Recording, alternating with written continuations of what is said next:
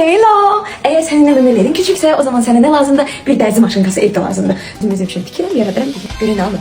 Çok senden aldık bir şey yok. Orada alsın yoksa çaldım. Nasıl? Anlayamadım ki.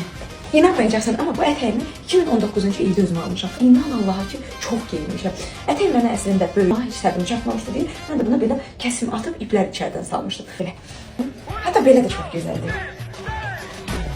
Köhnə cins şalvarlarından qalan parçalar var idi. Özün üçün belə bir şey tikmişlər. Atlasınsa, sən bundan özün üçün kəmərlik aksesuar tikə bilərsən. Yuxalarda maşın tikə bilmirdi, çünki mənim maşınım çox ağır material götürə bilmir. Qatdaladığım üçün məcbur qalıb bəzi yerlərində əl tikişləri atmalı oldum. Ciblər baxın, görürəm.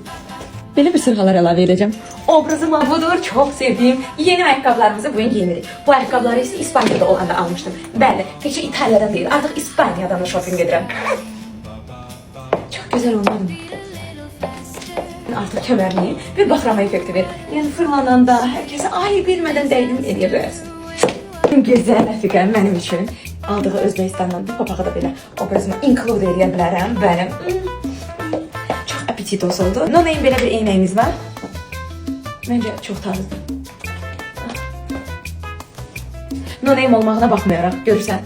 Əslində əşyanın qiymətində, adında değil. Əsas odur ki, onu düzgün yerdə, düzgün vaxtda üzərində daşıya biləsən. Əgər daşıya bilmirsənsə, istəyirsən bu belə lap Louis Vuitton olsun. Amma bu isə Tom Ford'dandır.